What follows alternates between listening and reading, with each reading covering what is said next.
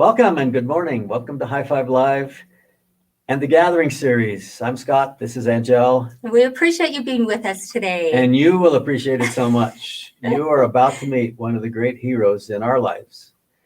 And know that if you will listen to his wonderful words, it will make such a difference in your life.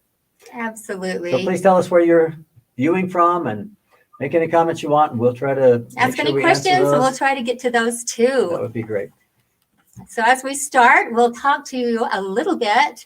We don't have time to do this bio service, but we'll just tell you a little bit about Elder Craig A. Cardon, who served as a general authority of the Church of Jesus Christ of Latter-day Saints from 2006 to 2018.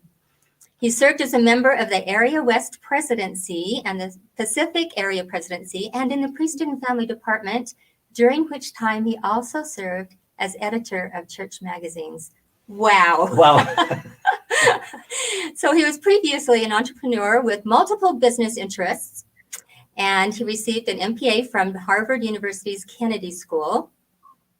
He's served in many callings, ranging from institute instructor to bishop, stake president, and mission president of the Italy-Rome mission. Wow. And he most recently authored a book, and we'll talk about that. And we love it. We do. It is so amazing. Good. Growing Up Under the Lord. We'll tell you more about it, but wow, it is a great, wonderful read. Yes, and he and his wife, Deborah, live in Gilbert, Arizona, and are the parents of 8 children.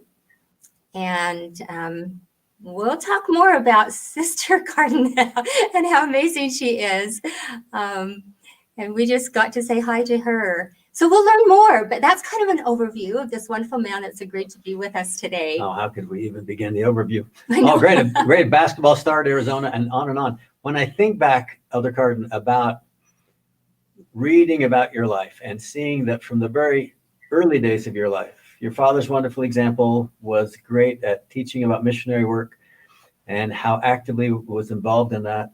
And planted in your heart was this wonderful focus and foundation that allowed you to have strength when you went away to college and faced typical challenges that we face in college at times, and temptations around you that just didn't even faze you at all. And then your ability to, as you're playing basketball at Arizona, and remarkable career there, but to turn that aside and go on a mission to Italy, but then to go back to Italy as the mission president. I mean, that must have been such an exciting adventure to return to Rome. You just are such an example of gathering from the time you were young, and now this worldwide perspective, and being there as they were thinking about Rome Temple, maybe even, I don't know. Would you just like to talk to us about that experience, what you learned about gathering and your feelings about it? Any experiences you'd like to share? Oh, certainly. Brother and Sister Anderson, let me thank you for your kindness and for this invitation to be with you. I admire all that you're doing and your rich involvement in the church and all that is moving forward. And it's just a great blessing to be associated with you in this. And thank you for this time. Thank you so much. It was quite an experience to receive a call as a young man to go to Italy as a missionary. The mission was relatively new. It had just been open for a few months when I was called. And so this is over half a century ago. And by the way, that some of the German missionaries had gone into Italy, and I came in right after you did, and I was in the German area that had sent some missionaries to Italy. Anyway, there's a neat connection there. Yes. So once the mission was open, and I was among within the first several months, I was among those that were actually called to Italy. Wow. And there was no language training, and so as was not uncommon, the mission call was for 2.5 years to give you extra time to learn the language. I had not, this was in a time when all of the beautiful information we have available as to family history and all the aspects of the gathering that are so significant and important to us were not as readily available. And I was personally ignorant of the fact that my Cardon ancestors came from Italy, and that they had joined the church when Brigham Young sent Lorenzo Snow to Italy in 50. They later joined over a year later, but were among the first to join the church in Italy. That's incredible. Now here was my mission call back to the land of my forefathers, and I'm so sorry that prior to this I'd not been aware of that connection. It was a very special experience, and able to go there and to meet those rich and wonderful people that are just so rich in so many aspects of life with their traditions and with their contributions to the world, really, in many respects. And yet they needed the gospel. They needed the light of the gospel. And it was such a blessing, a joy to be able to be there and bear witness of these restored truths. I speak of an experience at the beginning of the book that I had where my father played a particularly important role in my life in reaffirming some things in terms of recognizing and responding to the voice of the Spirit. But that just typifies what was such a rich experience for me during that time. And that letter he wrote you has been an anchor in your whole life. I mean, it's beautiful. It is very sacred to me. And he passed away shortly after that. Yeah, he passed away after I'd been on my mission about 10 months. It was very unexpected, not known. And this letter that he sent to me a few months earlier is one of his last communications. And of course, it has that added significance because of that. And then it was quite a blessing to a few years later for us to return to Italy to preside as mission president. Because I think we were quite young. I think I was 34 years old when we received that call.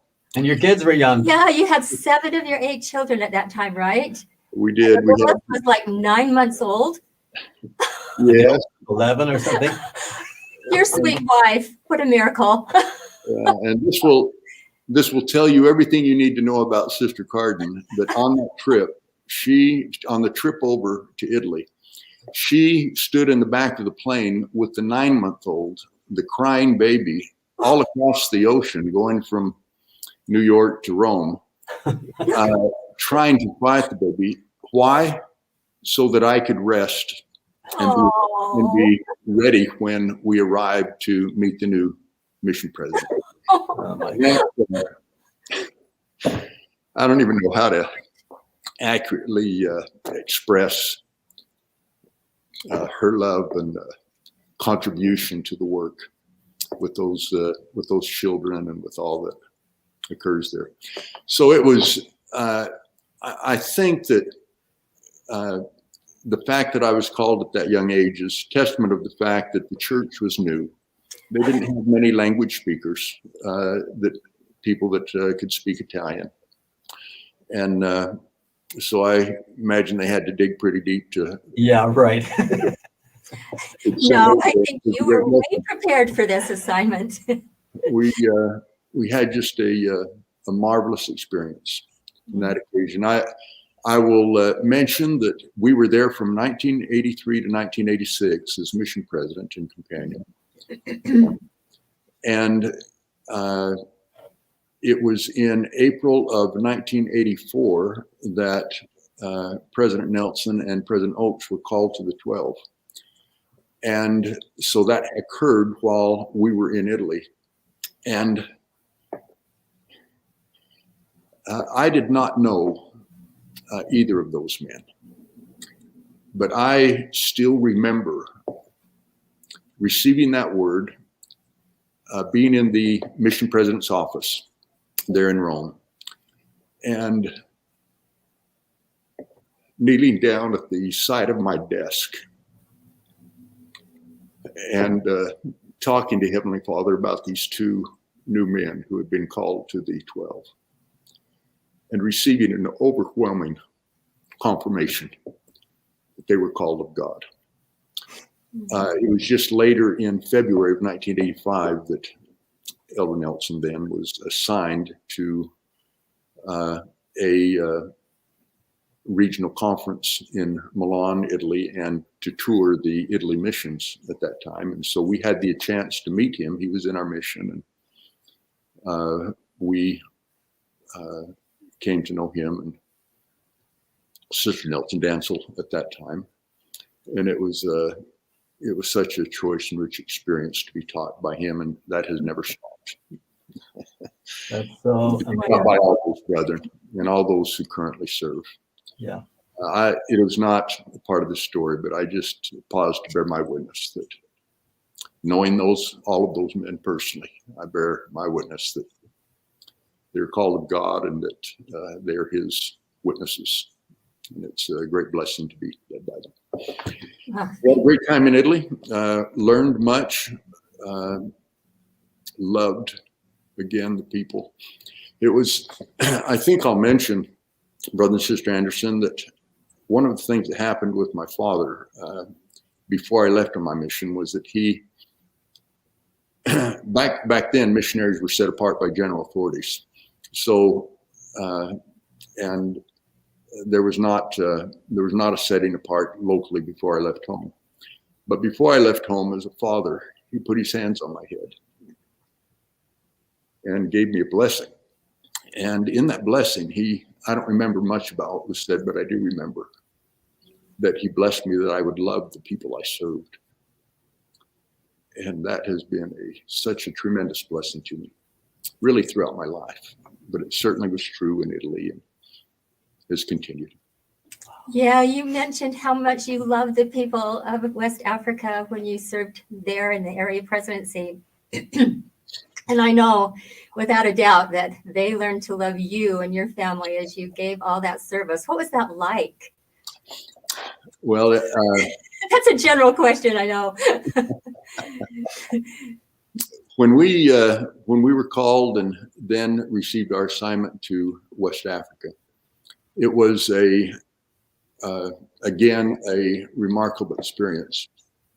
I had had just a little bit of experience with Africa through some other activities prior to that time,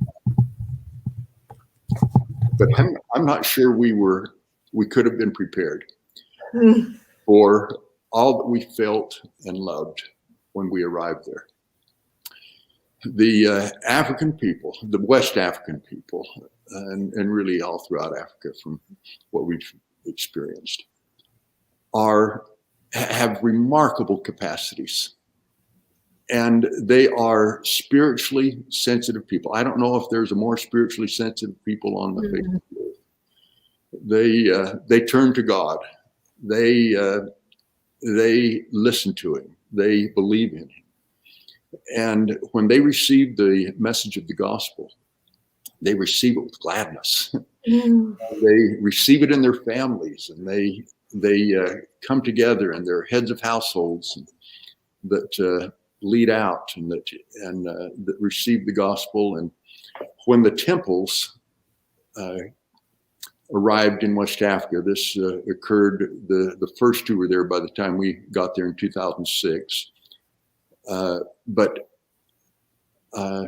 And there are others now being under construction, as you know, in West Africa. But the temple brought such a focus, and this gathering on both sides of the veil and all that is involved with it.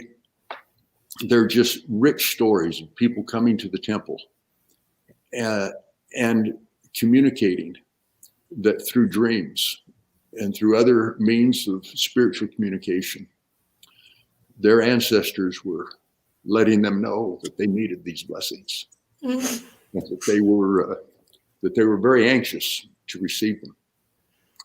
And people would come to the temple with great sacrifice, traveling distances under very difficult circumstances, traveling circumstances, and that was something. I mentioned something just briefly earlier that I'll mention again. I won't be specific here, but there was a time in West Africa where one of the stakes there was had the second highest percentage of stake members contributing to family search in the church. And that is in a place that does not have Wi-Fi in the homes, where many people do not have computers. And yet the faithfulness of these people is such that they would go to the family history centers and spend time there and just wanted to share the gospel. That is so humbling. It was indeed it's a life-changing experience. I love those people dearly and have dear friends there. And we miss that more regular association for sure. Yes, and what a difference you made there. And you know, so many parts of the world have been blessed by your efforts.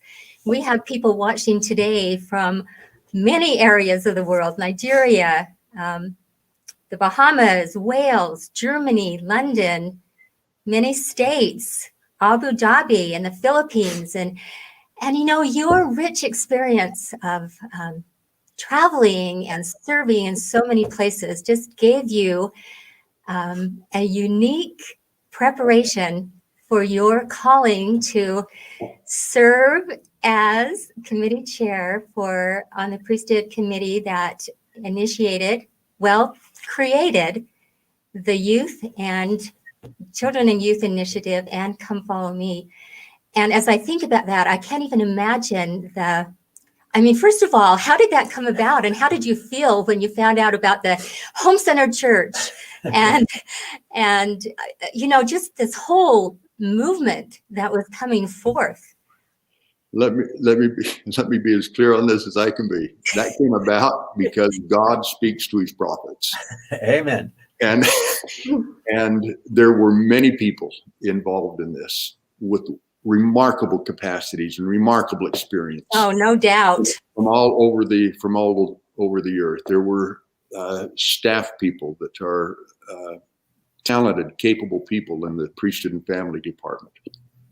There were those that were general authorities and those that are the general presidencies of the organizations of the church, all of whom contributed in very timely and meaningful ways to this effort. It was all under the direction of the prophets.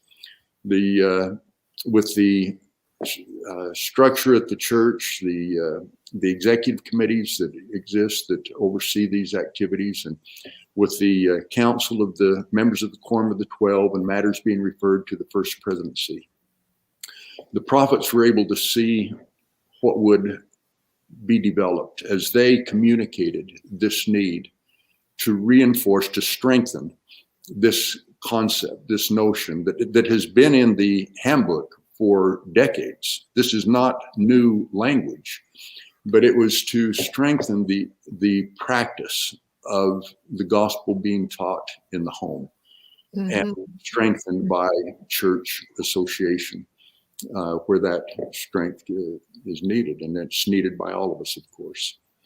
But so they gave this direction, and they said, now this body of capable, talented, devoted people, you talk to the Lord and begin to work on these things and keep us posted on what the Lord's teaching you.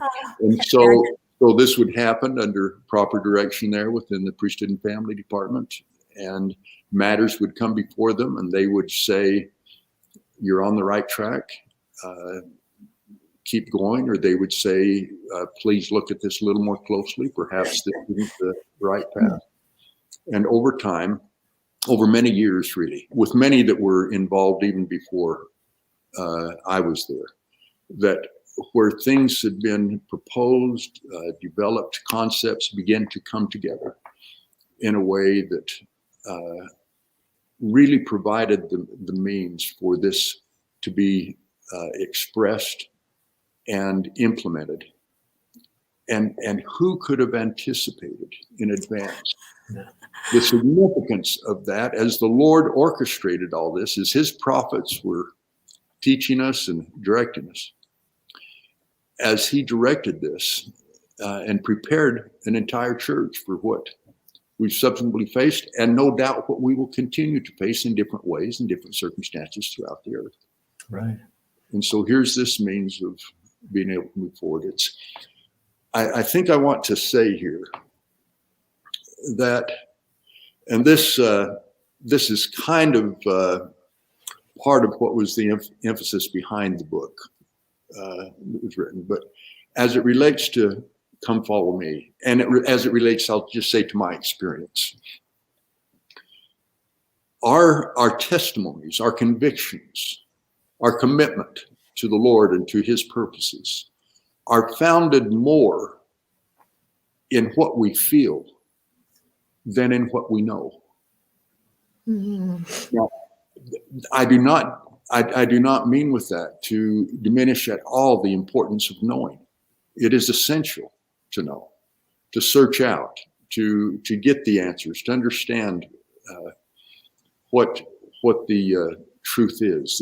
Truth must be taught, and it must be taught by authoritative sources that are confirmed by the Spirit. But it is that spiritual element that when we understand, when we begin to comprehend, when we know something, but then when we have the spiritual affirmation of it, the confirmation that is very personal. Now it's God speaking to us directly, and we're able to know and feel.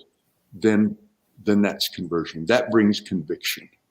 Now we will go wherever the Lord wants us to send us. Now we will do what he wants us to do, and we are confident in the fact that he knows us, loves us, and will guide us and direct us to his purposes and his ends, whatever they may be. That concept, that conviction, was what the prophets said has got to be the objective. That spiritual, deep conversion that must occur for every one of us. So it's not just an idea of checking the box of the scriptures that are read, or just checking the box of prayers that are offered. It is the matter of, in these experiences, feeling and helping others around us, especially among our family members, to feel and know. And that it was a remarkable privilege to have a front row seat in watching that revelatory process unfold from the Lord under the direction of his prophets. And we are richly blessed because of it. So true. So true. And on behalf of everyone who is benefiting from all of your efforts, thank you. Thank you so much. Please, those are the efforts of many other people. And all of you are so appreciated. It's just incredible. It's almost unbelievable how it's come about, and how much it is blessing so many all over the world. Yeah. That core principle has been such a motivating factor in your beautiful book, Growing Up Unto the Lord. I just love the idea of what it does to us personally, how you use that with your family, how you pass it on to your children and they pass it on, how in each aspect of your life, when we have that as a foundational principle, it can change everything. I want to say thank you so much, because writing that book must have taken a lot of effort and a lot of time, and encourage everyone to find out more about this.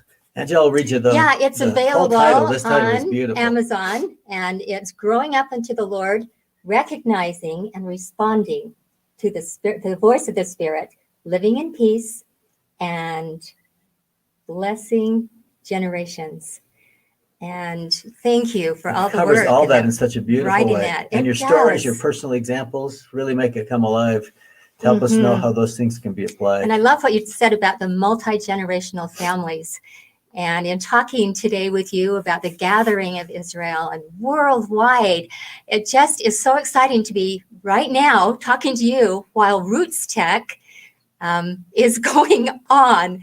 And of course, you probably all know that it's virtual this year. They have 500,000 people registered. 500,000 people, 500,000 plus. In 297 countries or something. It's like in almost every major country, but like two.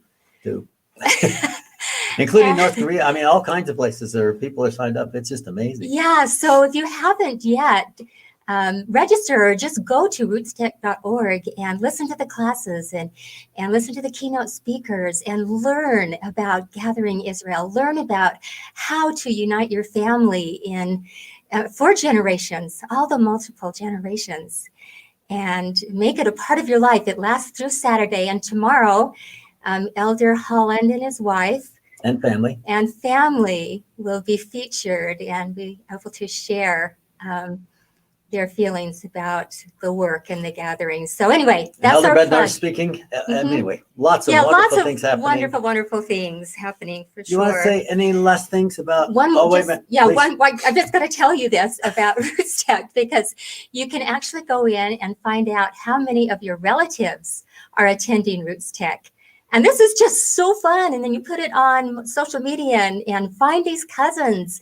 And right now, I looked just before we opened, I have 75,274 relatives attending Roots Tech. And I want to connect with them, and you can actually go in and chat, and it's just amazing. We love our church, and we love the fact that Roots Tech is available to everyone, no matter what religion, and we have people in every walk of life joining. So anyway, take advantage of that. Again, pointing out this worldwide gathering. Elder Cardon, and it's such a joy to be with you. We wish we could spend all morning together. Any last things you would love to say?